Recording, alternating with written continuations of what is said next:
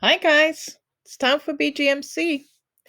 I know it's a little different this time since we have to do it from home, but we can still learn about our missionaries and what they're up to around the world, and most of all, how we can help. I wanted to show you this picture of this water. Isn't that a lot of water? And it's beautiful. It's a waterfall in Brazil, and it's one of the biggest ones in the world, as you can imagine. But today we're going to talk about places that do not have so much water. And looking at this, kind of getting thirsty. Do you know where to go when you need water? I bet you do. Maybe you go to the fridge and get a bottle of fresh water, cold, wonderful in the summer, right? Or maybe you don't want your water quite so cold. I'm like that. I like to get my water straight out of the faucet. It's nice and cool, and it's clean. Some of you may have a water dispenser in your fridge. I don't have that. And maybe that's what you use. And some people use a water dispenser just for drinking water with big bottles attached to it. I don't have that either. Talking about all this water's kind of made me thirsty. I think I'm going to get me a drink of water. See, I've got my ice ready and everything, and I got me some water right here. Oh, can y'all see that? Um, I don't know if I should drink that water. What do you think? It doesn't look real clean, and it's got stuff floating in it. Yeah, I'm not that thirsty. I might get sick if I drink that. I think I'm going to put that aside. We are very blessed that we can go. If I really, really wanted some water, I know where I could go. I could just go in the kitchen and get some out of my faucet, right? But that not everybody is that lucky. There's people in the world that don't have much water around. These houses don't have any faucets in their houses. They don't have a shower. They don't have a kitchen sink. They don't have a toilet. To get water, they have to walk quite a distance. What do we use water for? I use water for showering, cleaning myself, cooking, drinking, of course, cleaning stuff, washing clothes. We use a lot of water, and we don't hardly even think about it. But these people, they have to walk a long way to get water.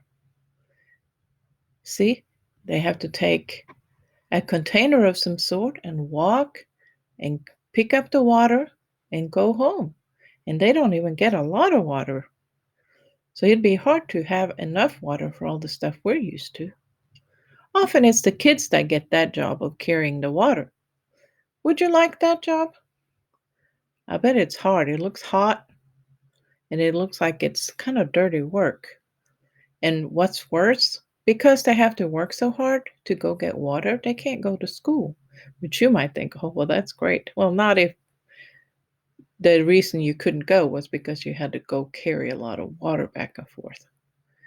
That wouldn't be good. Did you notice that they carry it on their heads? Do you carry stuff on your head? That's very common. Here we have Buddy Barrel. He's showing us how to carry stuff on our head.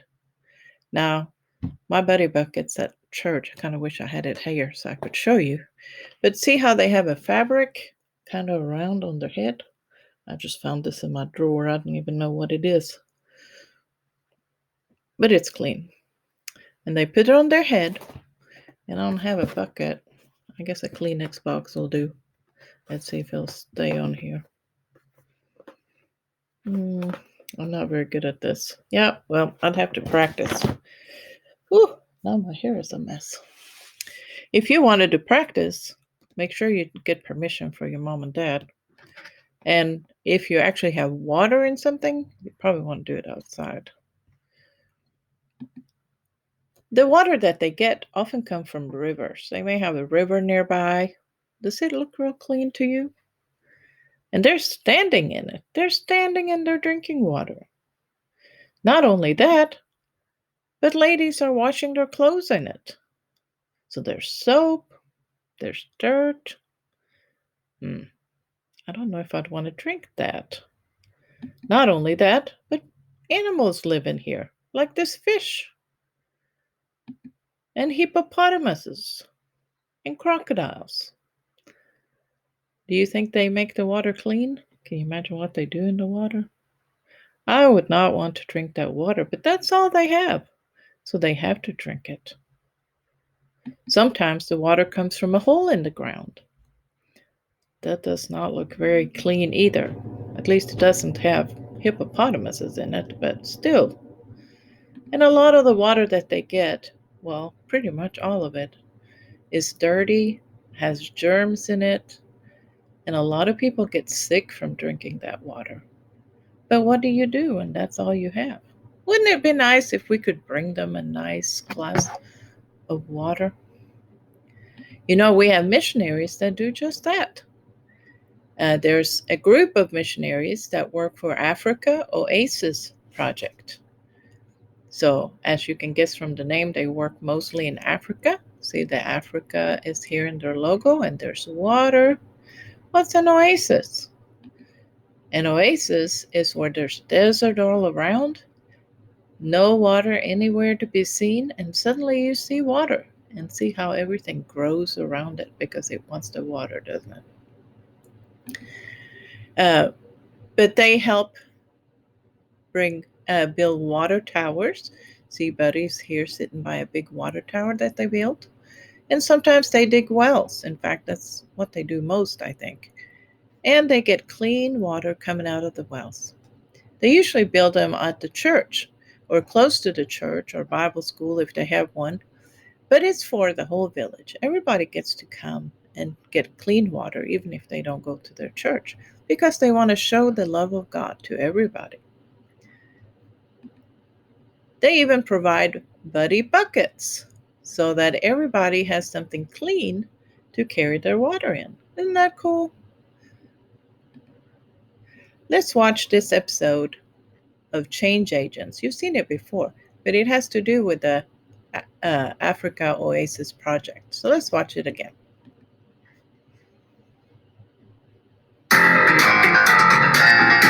Today, there are thousands of change agents in our world. They are dedicated to helping people in need. Buddy Barrel, their leader, has recruited a special team of young people to travel with him as together they impact our world. Buddy's elite team of 6 are also known as ET6. These are their stories.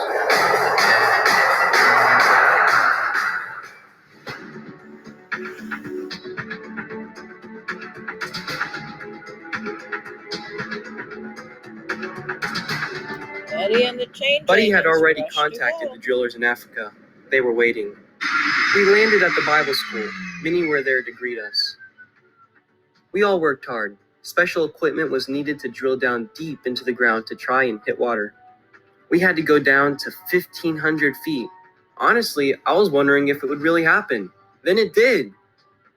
Everyone was so excited. The water meant so much to these people. It meant life and health. Most importantly, we shared Jesus with many who drank from the well. We truly brought living water. Buddy Barrel and the change agents made a major difference in one village in Africa. There are many more villages that need clean water. We can all help. The well driller confessed he didn't believe there would be any water. He had drilled for water in this village before, and there was never any water. But when they drilled under the Bible school campus, they hit the most powerful river of water they had ever seen. It was a miracle. Every time you put coins in your little yellow barrel or drop it in the offering at church, you are helping people. Look for new ways to raise money to help people around the world. Never stop giving, because giving changes lives. Thank you, BGMC. Until the next mission, this is Data Man, signing off.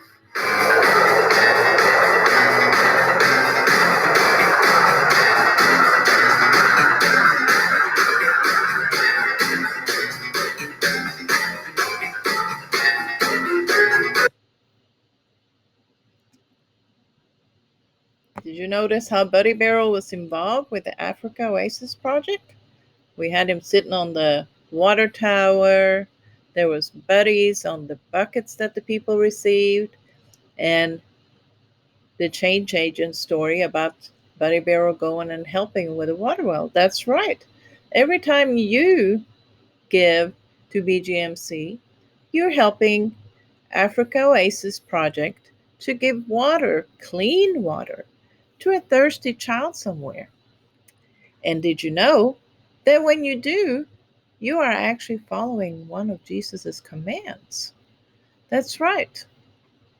Jesus said, if you give even a cup of cold water to one of the least of my followers, you will surely be rewarded.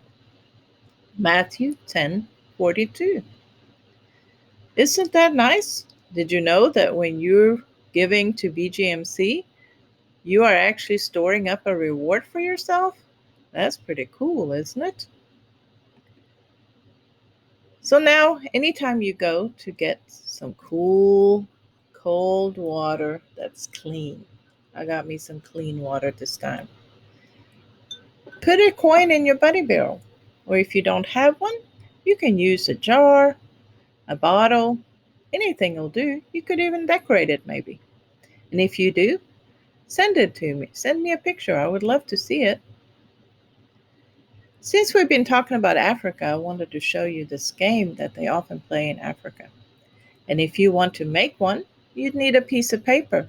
So later you can either pause this video now and go get you one, or you can come back to the video later when you're ready. But you would draw a butterfly. See here? And it doesn't have to look exactly like that. Just be a butterfly.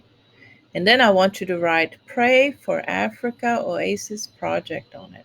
Because we do need to pray for them to be safe, for them to be able to find water in every village that they want to help, and just to keep them that they have everything that they need as well. If you want to, you could draw a drop of water like we have here. You don't have to do that, but you can to remind you of what it's all about. Once you've drawn your butterfly, draw these lines. If you need an adult to help you, I'm sure you can find somebody to help. And you should have 9 dots on each wing and 1 in the middle. Now you need some playing pieces. Maybe some buttons, some pennies, but you want them to look different so you know which ones are yours and which one is the other person's. It's kind of like checkers because you're going to be playing with 2 people. So you need 9 pieces. You're going to put them on your wing. And now you'll have to decide who goes first. And you can move your piece along the lines. So you could move it to an empty spot. The only empty spot we have right now is this one. So you would move it there.